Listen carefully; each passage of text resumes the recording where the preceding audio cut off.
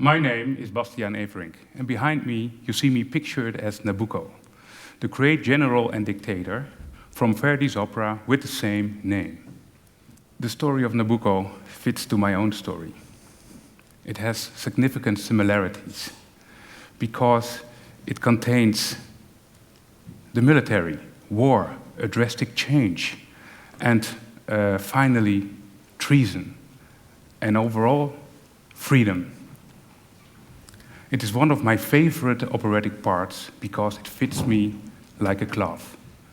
Musicologists can spend their entire life to study one single aria, and entire football stadiums keep singing it time and time again.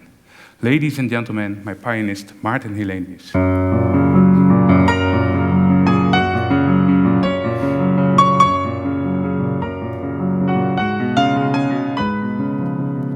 Nabucco is perhaps better known as Nebuchadnezzar. He is a historic figure. And the heart of the opera is the moment Nabucco is struck by a lightning bolt. And on that moment he realizes that he is locked in his own prison. A similar lightning bolt hit me. Nabucco was the man of the Hanging Gardens of Babylon, the current city of Baghdad. The Iraqi desert beholds Nabucco's footprints, but mine also. Before I take you to Iraq, let me shortly tell you how I got there. To fight in a war as a Marine, you need training, you need exercises. And I spent 4 years of training as a parachutist, a sniper, a ski instructor at the Norwegian Poles, and in the mountains of the Scottish Highlands. I only just started my training when we were gathered around our drill instructor. You all know the guy who really likes to shout in your ear. And he said, "You're up for another exercise tonight. I know you're shattered from today's work, but that pales in comparison what you are about to feel tonight. You are gonna do the rocket race. This is no straightforward task. Over there in the forest are 14 tree trunks, and these tree trunks have to be in a truck 5 k's further up within 30 minutes. Every pair grabs a trunk, and it's your communal goal to succeed, and you will suffer pain. The first 20 minutes are doable, but the last 10 minutes will be the hardest minutes of your life. But any healthy Dutch lad can easily bear pain for 10 minutes. And remember, we don't need Rambos or opera divas here. We do this as a team. Everybody comes home. No one's gonna left behind." And partly due to these type of experiences, I was ready for Iraq. I have a clear recollection of a hospital gate in North Iraq, and it often comes back to me. Behind the gate, a large group of refugees were gathered, and they wanted to enter. But the hospital was overflowing, so the gate had to remain closed. That was the order. Otherwise, we would have been overrun, and it would only lead to more fatalities. On the other side, though, were people dying. And there I stood with the key of the gate in my hand, a 22-year-old. In Iraq, I was faced with difficult and moral dilemmas. The next day, we went out on patrol. In the afternoon, all of a sudden, a sniper started firing at us. We ducked behind the Land Rovers for cover and started the hunt for the marksman, peering over the barrel of our guns. We stood with our heart in our mouth. Time seemed to stand still and blood ran cold. Every veteran knows, as soon the firing stops, the war in your mind starts. But as a Marine, you don't complain. I left my emotions and feelings at home. That was the professional thing to do. But when I arrived at home, I was realizing I wasn't doing too well. I was losing my creativity, the joy in creating new things. I stopped dreaming and fantasizing. My experiences in Iraq were destroying my joy in life. I had learned to fight and how to act in dangerous situations, but in order to do so, I drawn up an armor shield around myself. I no longer felt free. And a few days later, I was at a friend's house eating macaroni, and as he goes to the kitchen to make us some coffee, I started looking at his record collection, his opera record collection. I never listened in my life to an opera before. And a cover showing a holy grail, and above it the title Parsifal, appealed to me so strongly that I started to put on the first record. And as soon as I hear the music, tears started rolling down my cheeks.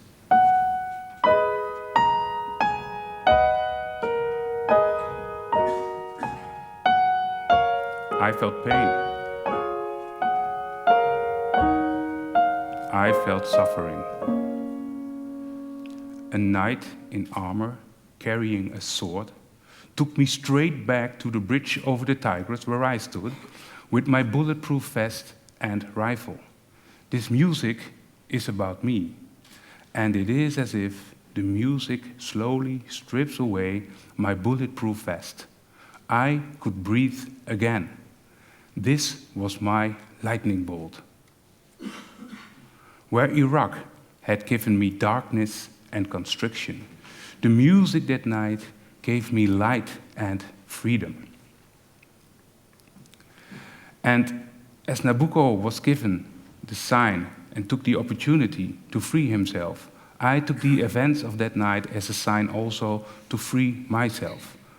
I became a new goal in life, to become an opera singer. And I took one of the most difficult decisions in my life, and that was leaving the Marine Corps. And again, I needed training. I could not just enter the stage. I needed education. I took singing lessons. I went to auditions. I attended the Academy of Music for 5 years and only just left before my graduation to learn the true art from James McRae, a famous tenor, but also a former US Marine and a Korea veteran. In the end, I made it to the stage, but that stage turned out to be a battleground. A few years ago, the moment finally arrived, I would sing the Klingsor part in the opera Parsifal. And I was sitting in my dressing room at the Deutsche Oper Berlin, one of the world's most famous stages, and I was preparing for the final run-through. And Klingsor is a tough, physical part in your throat. And as always, I was hearing the voice of the drill instructor right in my ear. Any healthy Dutch lad can easily bear pain for 10 minutes. But right on that moment, there was a knock on the door. The director of opera came to tell me that I wouldn't sing the premiere, that they had chosen a famous performer instead, but I was allowed to sing the following shows. I was incredibly disappointed to be pushed aside like that. The operatic world turned out to be cold and ruthless over and over again. There was always somebody waiting to stab me right in the back. In the Marines, we would carry each other's backpack if one of us was struggling. But in the opera world, they push you from the stage and forget you ever existed. Despite all this, singing has given me tremendous freedom. Last year, I was allowed to perform as Nabucco in Lecce, South Italy. To the Italians, this is the opera of operas. If you sing well, you will get showered in bravos. But beware if you don't. You better expect tomatoes and pizzas. And they are not for you to eat. In the afternoon, I received a phone call from the Netherlands. It was my buddy Marcel from Iraq. And he told me he wasn't doing too well. He was in hospital after a failed suicide attempt. It affected me deeply, but I had to let that go in order to perform well that night. Both our minds were in Iraq, mine in my role as Nabucco, and Marcel in his role as a Marine with a post-traumatic stress disorder. Nabucco in his big moment of change.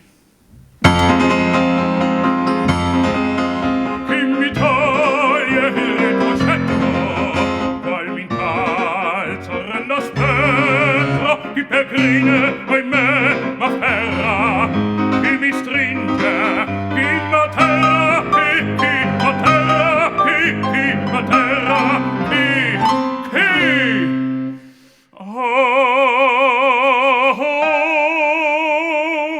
mia figlia, e tu pronco,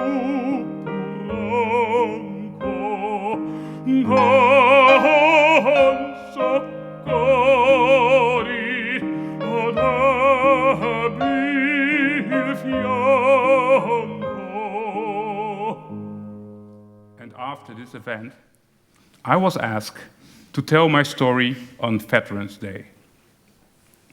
And I requested the stage for my buddy Marcel as well, because both sides of the coin had to be present that day.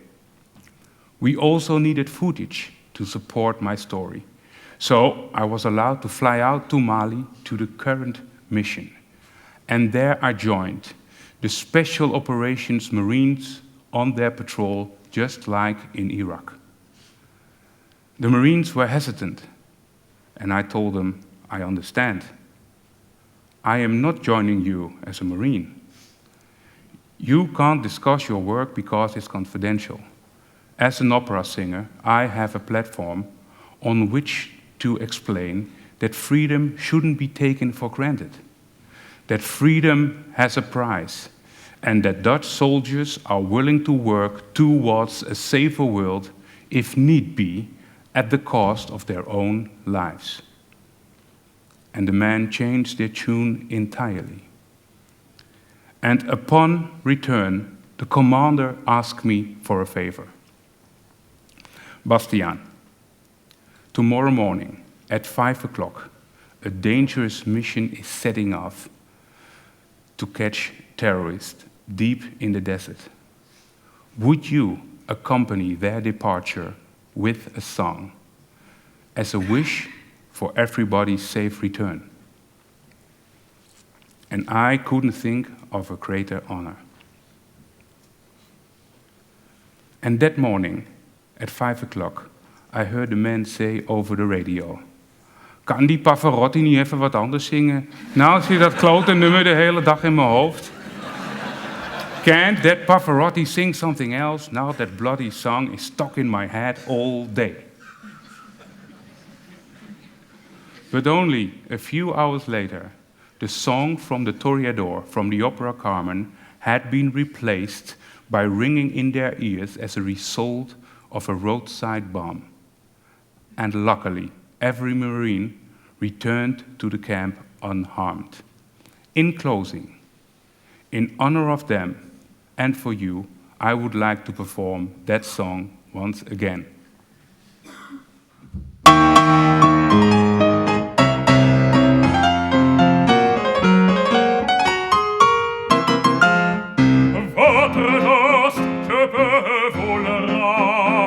Signor, signor, carafe glissera.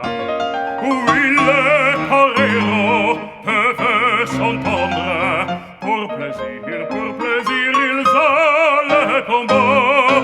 Le cirque plein un jour de fête, le cirque plein nu automate. Le spectateur perdant la tête, les spectateurs interpellent à grand fracas. Apostrophe, cris et tapage, posés jusque à la fureur. Carousel, la fête du courage, c'est la fête des chants de cœur. Alors, on garde, alors,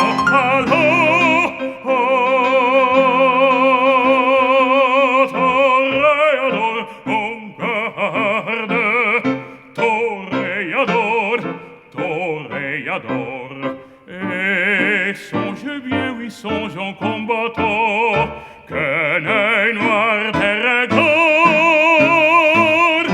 de l'amour t'adore, toréador. L'amour t'adore, toréador, toréador.